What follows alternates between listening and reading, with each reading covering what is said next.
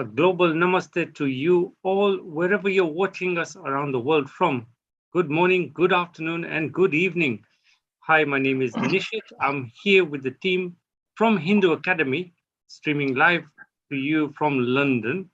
If you are new to the broadcast, then welcome. Uh, Let me just explain how this broadcast is formatted. We run every Saturday at 2 o'clock UK time, and we run for about 50 to 55 minutes. We start off with a focus topic. Today's focus topic is all about why is the story of Ram and Sita important? And then we will have a little discussion around this focus topic. And thereafter, we will open up for a general Q&A on Hinduism. So how can you get involved? A, please give us a like, share your comments, thoughts, and questions in the comments area on whichever platform you are watching this video on. We will pick that up and we can answer your questions live on air.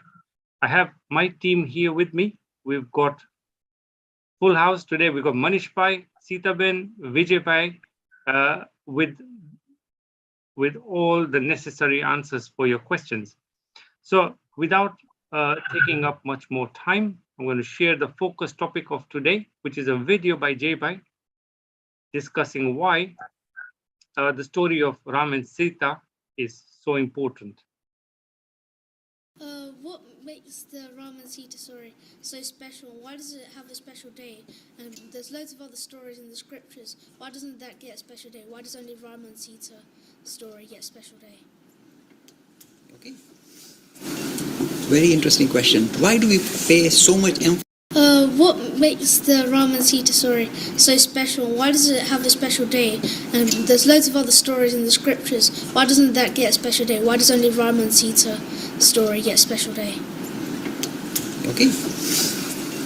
Very interesting question. Why do we pay so much emphasis on the story of Ramayana, and especially the hero Ram and Sita? Why do we love them so much? A lot of other glorious kings in the past. The answer is this. Very good question. Answer is this. We have lots of very brave, courageous kings throughout the history of India. Lots of them. The unique feature about this king, Ram, is this. Here is a person, normally kings will say, okay, now I want to expand my empire, I'll conquer that country, I'll conquer Sri Lanka, I'll conquer this, and I'll have more wives, and I'll have more money, and more land, and I'll expand, and go and conquer other lands. That's what kings used to do. In the first time in the history of humanity, here is a king who said, I don't care for property possession. I can flick them away. Now what is the story? Just for the sake of a promise, he flicked away his kingdom and walked into exile for 14 years. No other king would have done it. No other prince would have done it. Here is a story of the first person who was thinking of higher principles rather than property and possessions. That is why we love him more. Again, another feature about Ram is so endearing to me is this. This wonderful personality never lived for himself. From the time he was born till he passed away, he lived for others. Throughout his life, he never lived for himself. So, I want this, I want to buy this, I want this. For everybody else. Now what does my father want? I go to the forest. Oh, now what does... He will follow, if you like, if the needs of society rather than his personal needs. He put his personal needs right at the back. The needs of the greater society is what he kept embracing. Again, a beautiful example of a person living for others. So with these two particular features, I love Ram. And that's not only me. The Hindu nation fell in love with Ram. And even Sita shows the greatest characteristics. When she was mistreated by so many people, she didn't have a single sour word. A gentle personality who could tolerate all sorts of noise without kind of cursing people. Whole her life. Very unique personality. So that is why Ram and Sita are very endearing figures. They not only influenced the Hindus for thousands of years, they influenced the whole of Southeast Asia. At one time, the story of Ramayana and the story of Ram and Sita spread to Thailand, Burma, Indonesia, Cambodia, Malaysia, and went all over the world, Southeast Asia. So the story was so, and even now, if you go to Bali, they'll be doing the Ramayana play there. The story of Ram and Sita have captured the attention, the hearts and minds of not only Hindus, but a lot of people throughout the world. I told you the reason why. And unique characters, live for principles, live for others. Wonderful ideas, first time visible in the history of humanity. That's why we love them.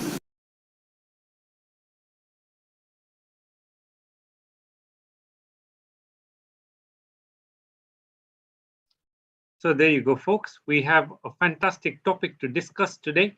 And Diwali, the story of Ram and Sita is sometimes known as the Diwali story. And it's a very special festival that usually comes around during the autumn time here in UK. And it's a very old story written about 500 years before Jesus was born even. And it's within the Ramayana, which is an ancient script written in an old language called Sanskrit. But there are so many aspects to the Ramayana, which will be an interesting thing to explore. I'm going to hand it over to Manish Bhai. And before we start the discussions, I'm just going to wish everybody happy Navratri wherever you are. I hope you get all the blessings of the Mother Goddess and you have a wonderful week celebrating the festival. Manish Bhai, over to you. Thank you, Nishit Bhai. Welcome, viewers. Hope you're having wonderful Navratri. As we discussed last week in Navratri topic, that these 9 nights, actually, there was Ram and Ravan war was going on. And on 10th day, Ram defeated Ravan, and it is celebrated as Dussehra. So we bring in, and the Dussehra is coming next week, I think Wednesday. So we're bringing in this Ram and Sita story. Normally in India, there would be Ram Lila playing during Navratri as well, especially in North India, based on Tulsi Ramayana. So it's a wonderful story. Most of us know about it. But, some question do arise. Is this true? How can, Ravan have 10 heads? How can there be people with monkey faces? And this kind of question arises, which makes us doubtful. Is it actually true? So what is your point of view, Vijay Bhai, regarding the, is it a history or is it a mythological story? A very interesting question, Manish Bhai. I mean, the thing is that the story of Ramayana has been there for so long. It's almost in antiquity. It's always been passed down. So I'm fairly certain that it's actually historical. We actually call Ramayana Itihas. So it's historical. There must have been, India, as Jay Bhai said, so many great kings. And they've been all documented. But for some reason, Ram has been given more prominence. So it's one of the many lineage of kings who have been documented. And fairly certain Ram also is one of the kings. But of course, as time goes by, it's quite likely that a lot of tribal people helped him in his quest. But after a while, to make story more colorful, more fun, somebody say, okay, from one becomes Vanar, or we don't know how they, so we say, okay, now we are monkeys, because it sounds more, colorful and whatever. And of course, Ravan, again, if you say Ravan was an evil demon or evil, how do you make him more evil? If you just say evil with 2 arms and 2 legs, and he doesn't look evil. He just looks at us. How do you make him more, exaggerate? You give him 10 heads. Yeah, that is, really looks like a demon, right? So I think, of course, as time goes by, we add bits and remove bits, and then story changes, evolves in that sense. So I think we have to be careful that most likely it's historical, and there's a endearing personality called Ram. The uniqueness of him has endeared because people can see some unique qualities, and people remember this quality and pass them down to generation stories. But as the story moves on, things are added, removed, and so on and so forth. But the main thing to remember about Tulsi Ramayana is a key message of the character of Ram and Sita. And that's something that we should try and emulate. That's the main kind of message from the Ramayana. Sita? Yeah, I think you've covered it amazingly. So, there is Hindus believe there is a historical foundation to the Ramayana, but there's a lot of mythology which has gotten interwoven into it. And it's a bit like Chinese whispers, because it was passed on orally. So bits get removed, bits get added and exaggerated.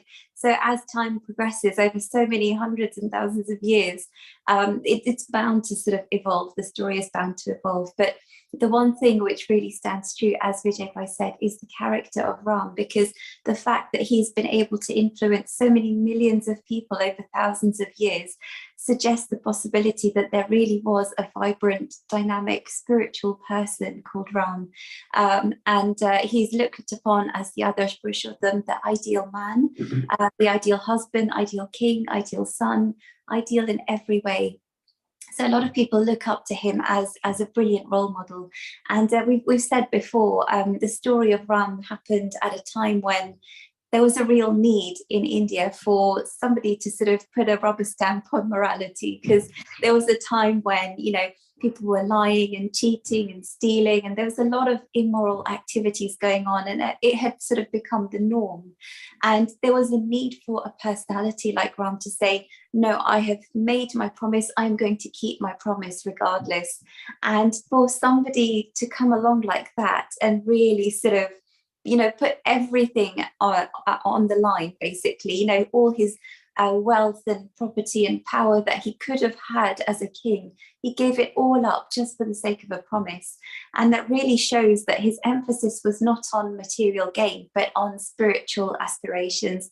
And that's really demonstrated, as Dad said in the video, with the sort of the meeting of the Northern Indian Empire and the Southern Indian Empire, because previously perhaps they hadn't had much interaction with each other. But through the story of the Ramayana, with the abduction of Sita and all of that, the northern and southern kingdoms come into contact with each other. And there's always bound to be a bit of tension, a bit of conflict and all of that, which is demonstrated through the battle which took place. But the beautiful thing that a lot of people don't realize with the story of Ramayana, as Dad said in the video, is that the Northern Empire won, but they didn't overrun and overpower the Southern Empire. Actually, the kingdom was handed back to Ravan's brother, saying, now that we are sort of in contact with each other, let's assimilate and integrate. And that's probably the reason why India is such a strong nation for so many thousands of years. We've withstood so many invasions and so many difficult times, is because we've got this beautiful philosophy of integration, assimilation, and focusing on a more spiritual outlook to life rather than material sort of possession and power and all of those things. That's wonderful to hear, Sita Ben Vijaybai. So as we say, as Vijaybai and Sita Ben said, and I agree with them with what Jaybai analysis says, that Ramayana is itihas. Some stories may be exaggerated to make it more colorful, and that's how when the stories were passed on orally can happen. So Ramayana had tremendous impact on all over Southeast Asia, whole of India, and then Sri Lanka, and all these Java, Sumatra, Bali, all these places it went, and it conquered people's heart, and it sort of set the moral sort of code of practice, and it set a kind of milestone for the culture where the families try to emulate those values of Ram and Sita. Would you agree? What is the cultural impact of Ram and Sita all over the world? Sita then. Yeah, so I mean, the beautiful thing is the story of Ramayana has had such a powerful influence across the whole of Southeast Asia, and now through the diaspora across the whole world. I know that in the Caribbean as well, Caribbean Hindus, they also love the story of Ramayana as well. So it's been carried from east to west, and it's really beautiful that it's sort of had such a global sort of influence. And I think the beautiful thing is, I mean, you know, the festival of Diwali is incredibly significant on a number of levels, not only because it celebrates, you know, the personality of Ram, but it also celebrates seasonal change. It comes at a time in autumn when, you know, there's a lot of darkness and everything gets dark much earlier. And there's a real need to sort of lighten up our homes. And it really coincides beautifully with the story of the Ramayana, because Ram and Sita are on their way back home to Ayodhya, and because it's a very dark night, they can't find their way home. So the people of Ayodhya lit lots and lots of little lamps across the pathway so that they could find their way home. And it really coincides beautifully with the darkness which sort of arrives with autumn and winter approaching as well. So we've got the beautiful principle, that, you know, idea of living for others, living for more spiritual goals rather than material goals. And I think that's demonstrated through Diwali, because we always try and, you know, assimilate and integrate with the community. We bring our families together, we give gifts, we think about others during this time rather than ourselves. And because Diwali is such a the central festival of Hinduism. We also like to incorporate all the other gods as well. So we also incorporate Lakshmi Puja, Chopra Pujan, which is worshipping the books. We like to welcome wealth and beauty into our home through the goddess Lakshmi, and Ganesh is also worshipped during this time because we want to sort of remove obstacles and bring good luck into our homes and our lives. So Diwali incorporates a tremendous amount in one go, and sometimes the effigy of Ravan is also burnt on Dashera as well, and it's just a symbolic gesture to say, it's the victory of good over evil. And last week we were talking about Navratri and how it's a symbolic or metaphor really for sort of battling with our own inner demons. And Dashera, the 10th day of victory, is when the mother goddess defeats the demon Mahishasura, and also we celebrate the defeat of Ravan by Ram. So on all fronts we are having this festival of good over evil, but we have to remember it's not just a simple good over evil, it's got much deeper spiritual aspirations behind it. Vijay? Yeah, I mean, as Manish Bhai mentioned, that it's very popular across Southeast Asia. And the thing is that I think partly the character of Rama is such a powerful character of a king. And when everybody reads the story of Rama, of Rama, and it's, oh, this is how kings should be. Obviously, kings will emulate him. As a matter of fact, the title given to the kings of Cambodia and Thailand was actually Rama. Rama was the title of the king. There's a Rama 1, Rama 2. And the reason being, obviously, because they want to show the world, their subjects, that I am like Ram. I have the endearing qualities of Ram. So the qualities are such. You can think about it for thousands of years. There's so much violence, cruel, everything, and then this Lord Ram comes up, a person who stands for principles, upright, generous, pious, and every kingdom wants to emulate him. So in effect, the story was spread by the public, and the kings were trying to be like him in a way. So that's why it's so popular. I mean, even now, I believe in some countries, Ramayana also been incorporated also into the Buddhist culture. Is kind of seeped in everywhere. The culture of Ramayana in a sense. I mean, there are some major differences, no doubt, in the Ramayana of Thailand and others, but the key message of Ram's character that has not been lost. And even now, I think every year, as you said, in Bali or in Indonesia, the play of Ramayana is actually enacted every year. I went to see a play, actually, a dance on Ramayana from a very good troupe which came from Indonesia, and it's fantastic the way that did the Hanuman and all the monkey tray, playing the bridge. It's a fantastic musical play. So it shows that despite having a different religion, their culture, which is based on Ram, is very, very strong and still quite influenced in those countries. That just shows how, despite whatever beliefs they have, Buddhist or Islamic, the character of Ram has not been lost. That's how powerful. It actually crosses religious lines. That's the beauty about Ram. That's a wonderful answer. I love Ram, and yes, that's character stays with you and it guides you throughout the life.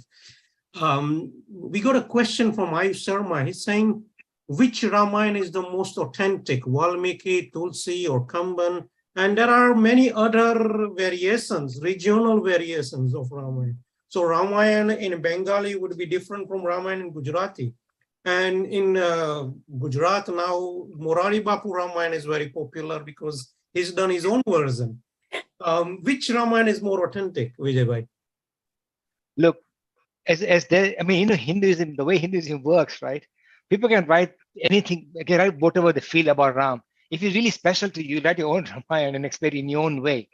I guess the original is in essence is Valmiki Ramayana is the original Ramayana, or Adhyatma Ramayana, which is original Ramayana, which is there. That's Valmiki Ramayana. But then the thing about Valmiki Ramayana is it's in Sanskrit and it's a bit archaic the way it's described. It has never been open to the general public. It's after coming of Tulsidas that it became open to the general public. Now, Tulsi Ramayana is very popular because Tulsidas was a poet par excellence. You really can't beat him in poetry. And his poetry is so beautiful, and he's in the Awadhi language, right, which is the dialect of Hindi, which means anybody can read it. And even when I listen to it on YouTube or I read it, it's such melodious, and the way he kind of fuses the words, Hindi words in each other, it just shows his brilliance. And partly because of his skill as a poet, made Tulsidas Ramayana very popular. But other thing about Ramayana, Tulsi Ramayana is also the fact that the way Ram describes a when Ram is described, when he interacts with people, that also gives it a lot of power, because you can see Ram's humility. Like Ram mentioned in one of the verses, when I think Hanuman meets him, he goes, I love my devotees even more than my brother. And when he meets Shabri, he goes, I don't care about faith, religion, status, society, lineage. I don't care. I just care about devotees who love, who love God.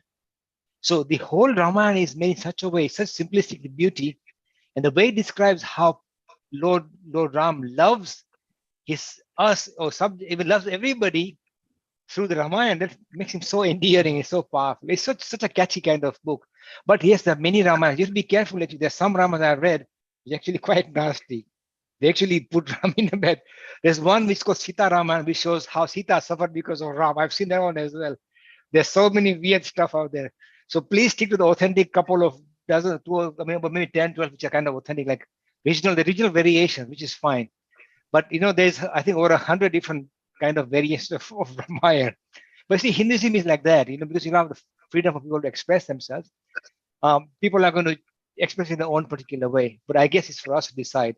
And the ones which are very popular, which are nice, they become more popular, like Tulsi Ramayana and Valmiki Ramayana. Sita? Yeah, I think you've covered it amazingly. You have to choose the one that sort of appeals to you most. And as Vijay said, there are so many different versions. But I think the most important thing to remember is at the heart of all of them lies the wonderful personality of Ram. So whichever book you pick up, hopefully you pick one of the nicer ones, not the one that Vijay mentioned. It can really help on your sort of spiritual journey. If you choose Ram as your idol, as the person that you love and adore and want to build a relationship with, then hopefully any of these will guide you towards a more sort of spiritual way of living. So his whole life was dedicated to others, and that's what we've actually been talking about through the highest sort of depths of Hindu philosophy, is always talking about the need to not focus on property, possession, material goals, but to focus on a more spiritual outlook in life. And that's what Advaita is all about. Everything is divine. Everyone is divine. And that's what Ram really demonstrated through his life, that everyone he came across could see his gentleness and his real compassion for everyone and everything. How wonderful. He always lived for others and never put himself first. So that's the most endearing feature of Ram. We got a question from Mad Lab. He's saying, I once read that Pushpak Viman fly by the power of sound vibration. Not the ordinary sound, but the vibration of same kind which manifested this universe. Is it true? So there's in a way two questions. Did they actually have a flying object there? And is it possible to something to fly with just a sound vibration of special kind, divine kind? Vijay bhai? Look, you have to be very careful with this kind of stories, yeah? I mean, the thing is, there's no archaeological evidence to prove that there were actually Vimans flying there with all this kind of stuff. Now, of course, sound is very important, gravity, all these things are very important, pressure difference to make objects fly. But we have to be very careful when we see this, because somebody will ask you to prove it, and I'm telling you, you'll be able to prove that. Yeah. The other thing we keep very careful is that while there have been great scientific, progress in ancient times in India, you have to be very careful that the key thing is the idea of spade. The search for the spade is the most important. Don't get sidetracked with all this other stuff. Oh, Hindus had nuclear bombs, had this. That is a very nasty sidetracking. Look, the power of Hinduism is the idea of spirituality, understanding of Kik of the Atman Brahman, who you truly are. Self-realization is the goal of Hindus. So we have to be very careful not to get distracted. Now, I don't know about this story about sound, but I need to see evidence to prove it. That's all I can add from my side, Manish bhai. Sita? Yeah, I completely agree with you. I mean, it's one of those things that we shouldn't get, as Vijay said, we shouldn't get sidetracked onto the sort of, all of these sort of colourful narratives, and we should focus more on the spiritual teaching behind these stories. And I know that, you know, there's a lot of people that want to blow the trumpet of India and Hinduism and all of that. And all of these things are things that they use to, you know, say, oh, we're so great. But we have to also look at it rationally and think for ourselves. We don't know if it's true or not true, but it's up to us to make that decision. Do we really think that something like this existed so many thousands of years ago? And because if we sort of, you know, sort of make these big, huge claims, and then we go out and tell the world, oh, we had these amazing things, they'll say, what, really? That doesn't make any sense. And it actually makes us look weaker than what we are. So we need to rely on our strengths, and our strengths are the sort of the more spiritual teachings, the beautiful philosophy, which is at the heart of the story of the Ramayana, and focus on that and live our lives according to that, rather than getting sort of confused by all of these other external issues. It's wonderful to hear. I agree with Sita Ben and Vijay Bhai about this. You know, one question or one point that Ramayana does raise is this question of position of women in society. So there's two stories that come. One is sort of story of Sita when she is exiled to the forest by Ram. And the second is the story of Ahilya. She was abandoned by Rishi Gautama. Then Ram comes and touches her, and she becomes, you know, from a stone to a woman again. Both stories are highlighting women issue and importance of position of women in society. What's your thought on these stories, and what is it trying to say, Sita Ben? Yeah, I think we have to remember, because the story has been told and retold over thousands of years, actually there is a historical foundation to it. But we have to remember that sometimes the story is sort of developed and evolved in a way which reflects the current thinking of the time. So we are aware that in India over the last few hundreds of thousands of years, women have had, you know, a less sort of a more inferior sort of position. And it's nothing to do with the philosophy of Hinduism or nothing like that. It's just the social condition was like that, like it was in so many parts of the world. And that somehow or other gets reflected in the story of Ramayana. And we know from the story that, you know, it feels very unfair the way that Sita was sort of, you know, treated, because, you know, they came back to Ayodhya after the sort of kidnapping and the war and all of that. And you think, oh, well, hopefully everyone should just live happily ever after. But then there were rumors about, oh, is it okay for women to go and live with men who are not their husband? Is that an ethical thing? So all these sort of rumblings had started in the kingdom, and there was a need for Ram and Sita to take a stand and say, actually, we need to make a demonstration that although we are completely pure at heart, we have to set an example to the rest of society. So Ram and Sita had to then live apart, just to show that actually it's not right for women to go out and live with men who are not their husbands. It's not right. So unfortunately, that was the burden that they had to bear, but that was the responsibility that they understood with their role.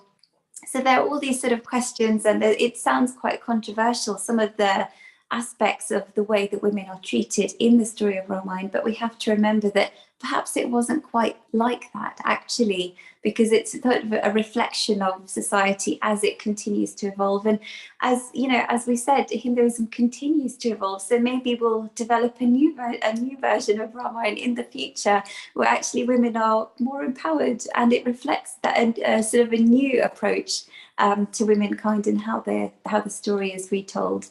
Vijay Bhai? Yeah, I think one thing is to be careful also as time goes through history. The historical emphasis, like if you're a patriarchal society or something, they can also influence the telling of the story, telling of the story as well. So you have to be careful how sometimes at that time also how women were seen in different kind of perspective. That might have seeped in the story as well. So in this, I think, but one thing to remember about Sita's character is that even Sita, both Ram and Sita, in a way, both sacrifice a lot for the greater good. I think that's the key message we have to kind of stick to. But yes, many stories have come. Actually, even in the, I've also been told by someone that actually even Tulsi Ramayana is seen as, in a way, biased against women sometimes, because the way Tulsidas describes, you know, Shabri or whatever. So it's been said that, but I think we shouldn't take too much into it, because we're talking of societies that are influencing the scriptures, but stick to the key principles and the messages of, I think, Ram. That's the main thing we have to keep in mind. Yeah. Thank you for that pointers. Yeah, Sitaben Vijay Bhai. So another important thing that comes from Ramayana is how Ram treats some of the people he comes across. So one is he comes across Nisad Rajgu, who helps him cross the river, and there is a Kevat, story of Kevat, who washes his feet and then gets him across Sarayu River. Then there is story of Sabri and how Ram, treats Sabri, and also how Ram treats the South Indian kingdoms, so Vibhishan, and also the Sugriv and Hanuman and all these the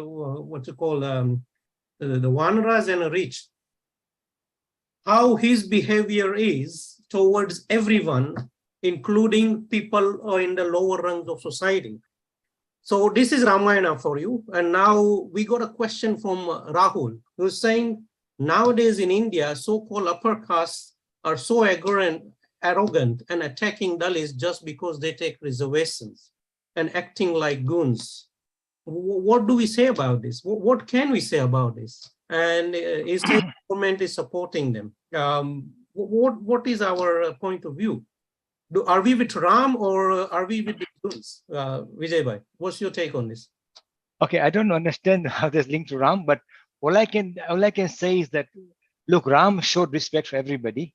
But regarding this question, I think we have to be careful that through thousands of years, because of the caste system being based on hereditary caste system, the Dalits have struggled, and we have to accept that.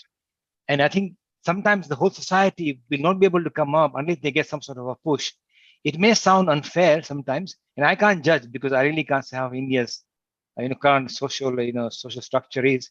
But the fact that sometimes this kind of positive discrimination moves are used to help these Dalits come up.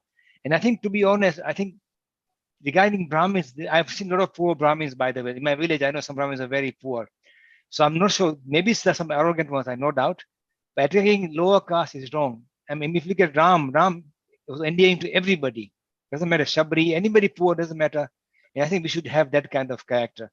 But I think the thing is, attacks for anybody with goons, whatever caste, whatever level, that is just not acceptable, yeah, regardless. And we should have the poor come up. Sometimes we have to do positive discrimination. I know it's a tough point, and I can't judge it and how long it should last. I mean, there are very, very many pros and cons of this idea, because the pro is that it brings lower caste to come up. The con is against is that some really deserving people may not get a job. That's possible as well. But one way to get rid of this is to create more private industry, because in many countries, people don't want government jobs, where they can make far more better living outside the government job. So I think if the industry grows in India and economic grows, then all these reservations will actually kind of hopefully wither away, because nobody will want those jobs, and hopefully we will make far better jobs. But I mean, I cannot judge on that point. But anyway, violence of any form is not acceptable. Nasita? Yeah, I think Manish Bhai put it beautifully, because the way that Ram interacted with anyone he came across, it just did not matter what their background was, how much wealth they have, how little wealth they have. He treated everyone with such dignity and respect, and that's really what we need to emulate. And it's unfortunate, as I've said before, the theory is up here and the practice is down there, and we have to really look up to individuals, spiritually enlightened individuals like Ram.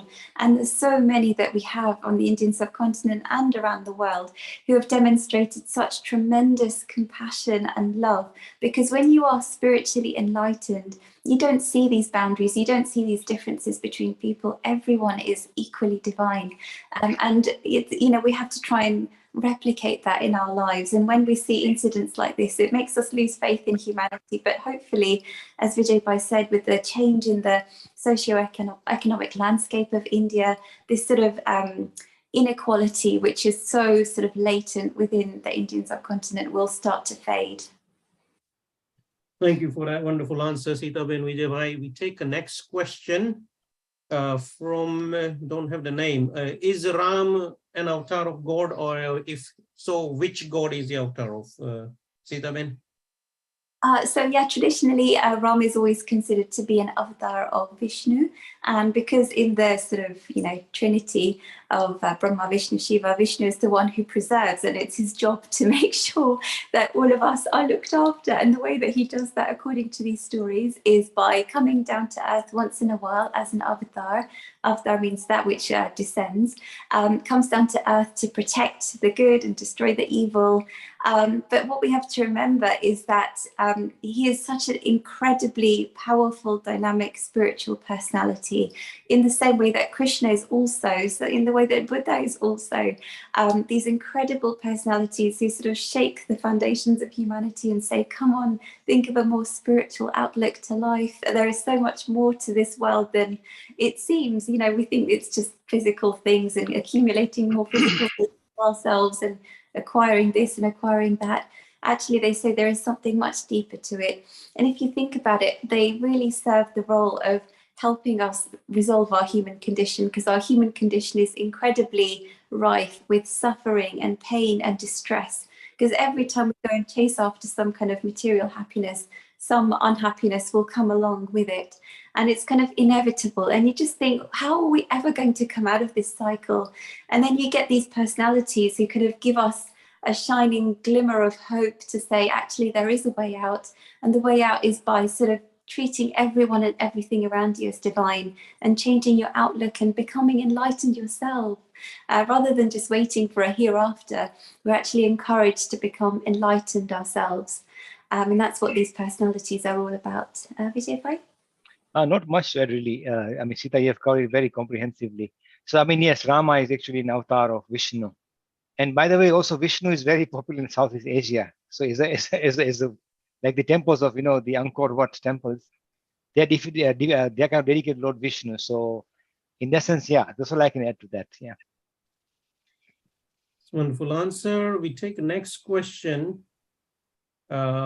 We finished on Ramayana story there, and we'll take the general question and answer now. So, question from Aristotle is, has the future already happened in the eyes of God or enlightened people? Is the future written in stone?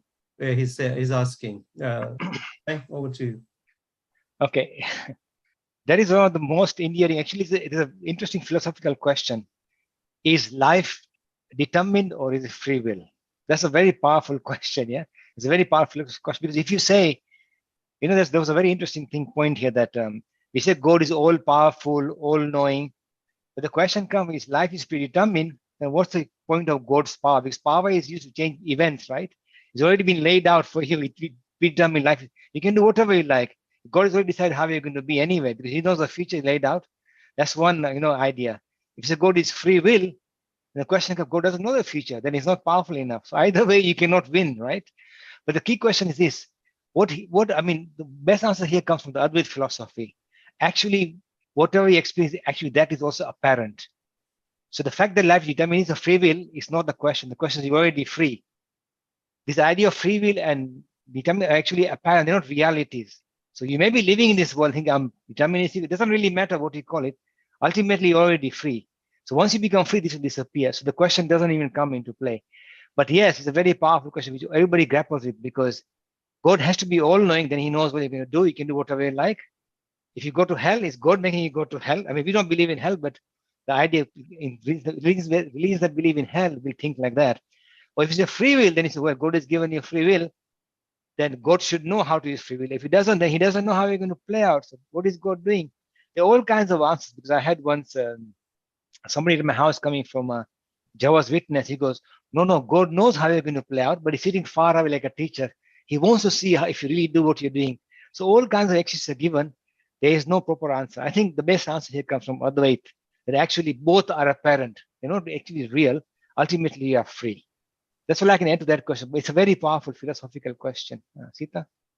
Yeah, I think that's so beautiful, that answer, because essentially, it's all an appearance. And I think the danger we have, especially in India and, Indian diaspora, is that, sometimes we get tempted into thinking that, everything is predetermined. And because everything is predetermined, we want to go and see what our future is going to be. And it's a big sort of virus which is sort of infecting India, that actually I want to go to an astrologer and I want to see what's going to happen to me. And, because everything is predetermined and everything is fixed. And I've got this kind of spell cast on me and I need to get rid of that. And it's really awful because it puts us in a very sort of vulnerable position. And we need to sort of wipe this virus out of Indian thinking that we should go to an astrologer to resolve our sort of problems and all of that. I love what Swami Vivekananda says. He says, if you're trying to read my palm, I'm going to cut lines in my palm and I'm going to make my own future. We should empower ourselves to feel that strong and say, I can dictate my own future. I do not care. I do not want to know.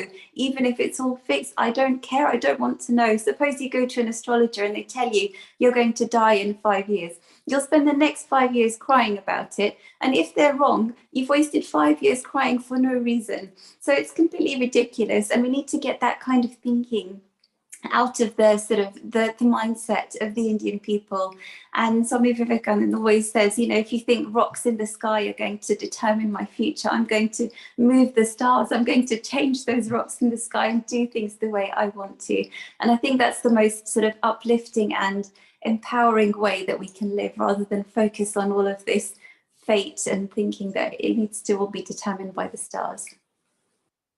Very well put, Sita, and you summarized that really well. Tulsidas, I'm just remembering Tulsidas, and he said, Tulsi bharose Ram ke nirbhay ho ke soy, anhoni honi nahi, honi ho so hoy. So Tulsidas is so reliant on Ram that he is not worried about anything.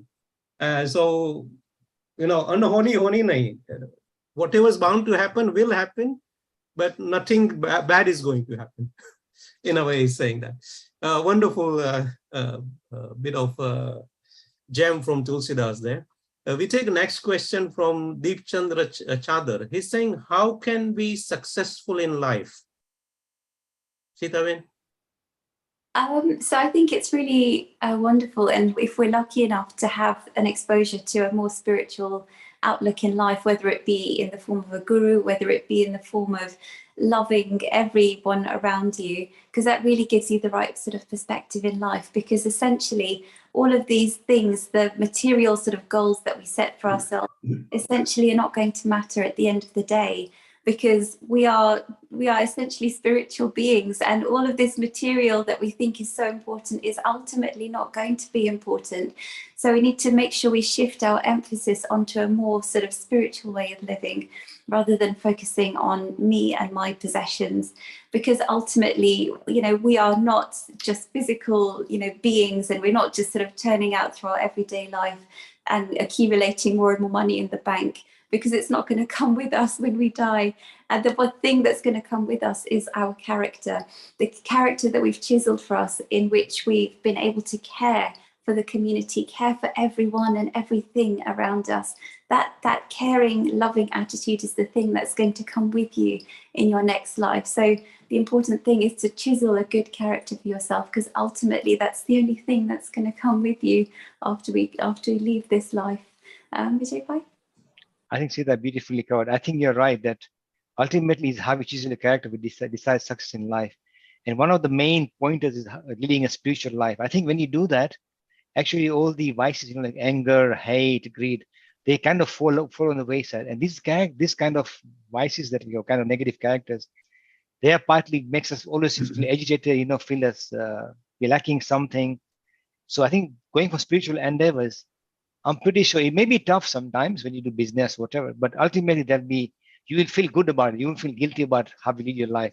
So yes, go for spiritual endeavors, and hopefully everything else will kind of become secondary in your life. It's a wonderful answer, Sitaben Vijay. We take the next question from Altaf Khan. He's been asking this question regarding, we had a couple of weeks ago a special topic of atheism. Is atheism seen? And we discussed it in great detail. Altaf Khan is asking a question about it. He's saying, Namaskaram, does Bhagavad Gita chapter 4 verse 40 really speaks against atheism? So this is the third week he's asking, and we are taking this question. So I'll read out the chapter 4 verse 40. It's interesting. So chapter 4 verse 40 is that I'm just going to read the translation from Swami Nikalanand's Bhagavad Gita commentary. So verse 40 says, but the man who is ignorant and without faith and always doubting goes to ruin. Not this world, nor the world beyond, nor happiness is for the doubting soul.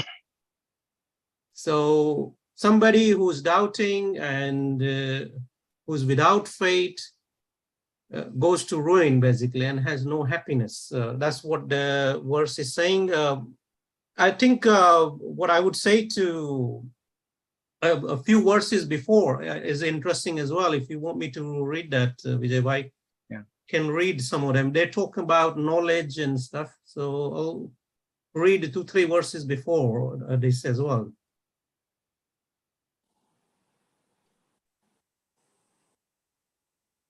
So the verse 37 is, as a fire well kindled reduce wood to ashes, so, O Arjuna, does the fire of knowledge reduces all works to ashes. So he's talking about knowledge there, and fire of knowledge reduce all works to ashes.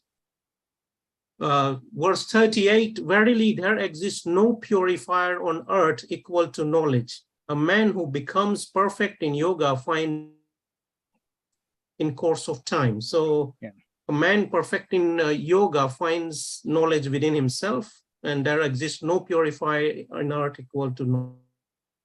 39th one is, he who is full of faith and zeal and has subdued his senses obtains knowledge.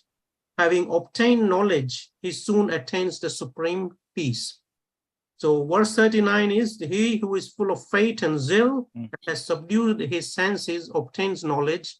Having obtained knowledge, he soon attains the supreme peace. And then comes the verse 40, but the man who is ignorant, without faith, and always doubting goes to ruin. Nor this world, nor the world beyond, nor happiness is for the doubting soul. Is this against atheism? That's the question. Vijay Bhai, over to you. Okay, so but remember this verse here. So it is not against atheism, by the way. I think one thing we have to be very careful, which we do a lot. We somehow bring the Abrahamic ideas of theism, polytheism, all into Hinduism. That's a wrong way to look at things. First of all, I'll quote Vivekananda here. The one who has faith in himself, forget external gods, whatever. One who has faith in himself is the success, is the one who succeeds. Have faith in yourself. Have belief in yourself. That's a key thing to remember here. So in this case, what it means by having doubting is doubting your own divine nature. That is what he's saying about here. And how do you, if you doubt, you not move forward. But if you gain knowledge, if you give up, if you control yourself, and you master yourself, discipline yourself, you will know you have faith in your true nature. Have faith that you are divine. That's the key point to remember here, more than anything else. I think the thing is, if you look at any scriptures of Hinduism, at least the scripture of authority like Gita or Upanishad, they don't mention the word atheism, polytheism, deism, nothing like that. The key issue is, who are you and what is your link to the universe? What is that's a powerful question. Forget all this, this what you call intellectual terms. They're not necessary here. So here the thing is, by faith and doubt is doubt in your own divine nature. That's the key thing. And how do you get over that down? Discipline yourself, subdue your senses, get knowledge, know the divine, then that will disappear. And that is what he's talking about. When you say ignorant is a person who doesn't know that he's something divine and he's just some ordinary person. That is ignorance in this case. Yeah, Sita? Yeah, I think you've covered it beautifully, because when you ask somebody, do you believe in God, they could easily say no. But then if you say, this is Swami Vivekananda's teachings, obviously. If you say, do you believe in yourself? Everyone says, yes, of course I believe in myself. And that's exactly what this is talking about. Belief in yourself. It's all about empowering yourself, knowing that you can get through any sort of challenges. It's saying, Krishna is saying to Arjun, whatever challenges you're going through this all internal dilemma and trauma and this and that, you have that inner strength within yourself. And he's talking about doubt in the sense that I do not believe in myself. So it's an incredibly empowering message at the heart of the Bhagavad Gita, that we've all got that inner strength, we're all divine, and we can work through any challenges that the world throws at us. Right. So as per the Vedanta philosophy, we had questions on Vedanta as well. Somebody asking, please explain Vedanta and all that.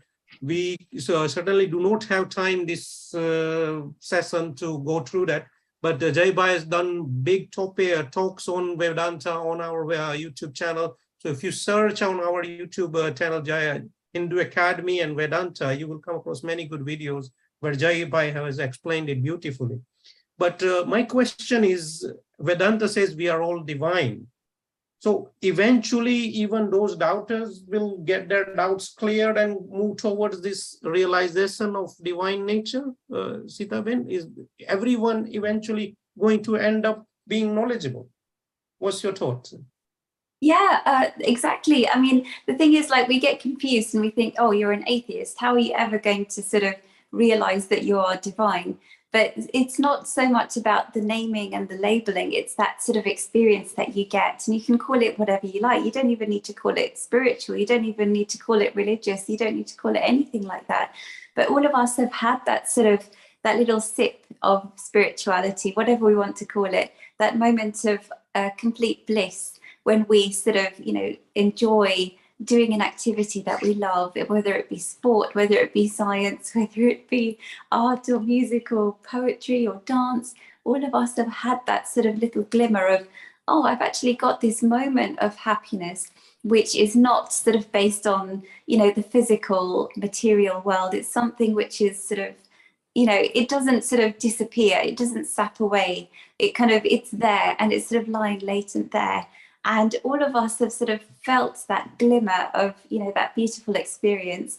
And we may not know that it's a spiritual experience. We know intuitively what it's all about. And that's essentially what this whole journey is all about. Whatever religion you choose, whatever enterprise you choose, it's all going towards the same sort of destination. And, you know, we've said previously, you know, the Vedas and the Vedanta philosophy from ancient times has talked about this, you know, divinity, which is lying at the heart of everything. And now we've got the language of science, so you don't need to rely on ancient Sanskrit and ancient books gathering dust in the library. You can look to the findings of modern science and be uplifted and inspired by the findings which are, Dad has said so many times, with quantum mechanics, with the idea of consciousness, which are all pointing to a non-material dimension to our reality. And you could be uplifted by that. You don't need to go to the Bhagavad Gita or the Vedas or the Upanishads. You can be uplifted by a book on neuroscience talking about consciousness. And that's the beauty of it. We don't care what label you use to get there. We know that eventually all of us will get there one day. Okay? No, yeah, I absolutely agree. I think ultimately all divine. And at some point, it may take a long journey, short journey, you may go through ups and downs. Ultimately, you're divine, and at some point that realization will come to you and you will achieve moksha. Yeah. Wonderful. We got a question from Olim Mekato. He's saying, if all is sacred, how can levels of sacredness exist? Okay, look, all these levels, you know, high level, again, all these appearances, ultimately everything is sacred, right? You may judge things, you know, it's quite a human nature to categorize things at high level, lower level, in every kind of activity. Forget sacredness, even in material world, or better car, this cars, you know, better person, better characters, is all there. Ultimately, the Brahman, Atma, he does not see that. When you achieve moksha, that is just going to be, again, at the apparent level, you know, the material level or at apparent appearance, when something at appearance, it may look at different levels. That's quite natural. But the thing is, when we say sacred, in this case, we mean it transcends this human kind of perception. Ultimately, all is sacred in kind of spiritual sense. But yes, when you look at it, it may look, oh, this is less sacred, more sacred.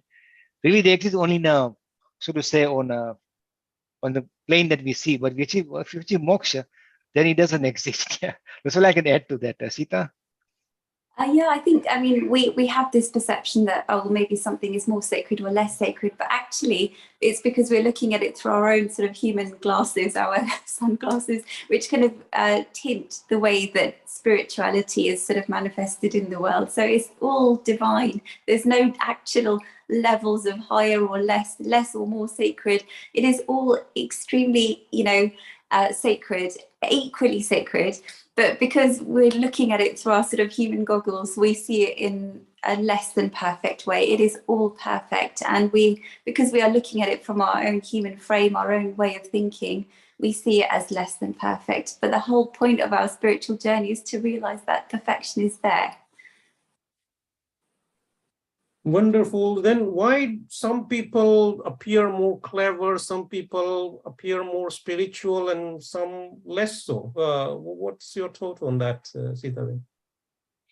Yes, I mean, that's the thing. There is no difference. Ultimately, when you look at the depth of every individual, every living thing, everything in the universe, it's all essentially divine. And it's because we as human beings try and make sense of the world. And the way we make sense of the world is by putting things in boxes. This belongs in this box, this belongs in that box. And we kind of create this diverse world where some people are more clever, some people are less clever, and this and that, and I have this style and you have that style. But the whole point is essentially when you reach that goal, all of those apparent differences disappear, and you realize that you are one with that sort of perfection. And when you think about it, when you look at your journey, it's a bit like, some people almost wonder that, when I become enlightened, I'm going to lose my individuality, I'm going to lose my personality, and I'm quite attached to the kind of person that I am. And you think about it, it's like when you have that dynamic experience, it's almost like, you're holding a piece of glass, this is me and this is my personality. When you have that experience, it's like you're suddenly in a diamond mine. And why would you hang on to your little piece of glass when you're surrounded by diamonds? That little false identity you have of yourself will drop away, and you'll realize that you are that perfect divinity at the end of the day. Vijay Pai? I see, absolutely correct. I mean, Manish Bhai mentioned somebody is more clever, somebody is more spiritual. How do you know? That's the key question, right? It's again perception. There's no, I mean, people who have, I know my granny might, get moksha before me. Doesn't matter if she's clever or she's more realized spiritually. So you really can't judge people on just, people, I think, again, it's all, as Sita mentioned, it's all how people perceive things, right? It might be the same person is perceived differently because somebody may say somebody is clever, somebody may say, no, it's spiritual. So you can't really say. But ultimately, if you accept that ultimately everything is perfect and divine, then I think we're on the right path. Then all the superficial things, all the judgmental things will kind of diminish and be put at a secondary level. Yeah. Agree, yes. But there is this thought, I think probably Ramakrishna Paramahansa talked about it, that, when he met Ishwar Chandra Vidyasagar, he said, why would I come to you if you are not special? Do you have horns on your head? You are special, and that's why I've come to visit you. You are Sagar of Vidya, sea of knowledge, he said. So there is, I guess, for a Jivatma, different level of their realization. And hence, there may be a different place, but that is all appearance, we are saying. Ultimately it is, because of course, like I remember the story of Vidyasagar, but the thing is that, look, everybody perceives things differently. But at the mundane level, it's absolutely fine. We're not saying we should not do that. We can do that because, of course, I want to study science for somebody who's a clever scientist. That's absolutely fine. But ultimately, we have to be careful. Doesn't make him a superior or inferior person. That's the key thing to remember. You have to keep that in mind. Or somebody doing a very lowly job, he's also equally divine. I think that's the main. So at a mundane level, Jivatman will have these characteristics and will judge people. But at the base level, at the root level, we are all divine. From one supreme, flowering from one supreme Brahman, basically. Sita? Yeah, I think you've covered it amazingly. I mean, it just reminds me of that beautiful example that Dad has used many times. We're all like the little, on the crest of every wave in the sea, there's a little spark of the sun. And we are not actually there. We are the glorious sun. And we just have to look up and realize that that's who we actually are. Okay, we're running out of time. Over to you, Nisit Bhai, for the final words. Wonderful. Thank you so much. And what a lovely session we've had today. I mean, there is so much to discuss about the Ramayana. There's so many little interesting facets to it. And it's been a central part of Hinduism for many, many years. So thank you once again, team, for having such amazing answers to the questions that the people have been asking. And I have to say that I truly think we have one of the best communities online. We have some amazing people out there on YouTube and Facebook, who turn up every week. They interact, they contribute, they welcome new people, and it's just a blessing to see them online every week. So thank you all for what you do online, and we'd like you to help us out a little bit. I'm going to just share some information. We've got a lot of new people on the call today. So for those of you who are watching us, I just want to share one of our resources, which is our website. This is Hindu Academy, hindu-academy.com. Over here, you can submit a question by video if you do want to do that. You can also enroll in the free e-learning course in Hinduism. I will come to this very shortly. If there are any technical difficulties, my contact number is there. And we also have some books that you can download. These are direct downloads from Google Drive, and you can just enjoy the content that has been written by Jai and Sita Ben here. This is Hinduism for primary schools, and we have Hinduism, lower basics of Hinduism as well here. So those are some of our resources. We also have our wonderful channel here on youtube.com/Hindu Academy. This is a great resource where you can see playlists organized into various different topics like this. And I would encourage anybody who's new to Hinduism or intermediate or advanced, you'll find something for you here. We have well over 3,000 videos now.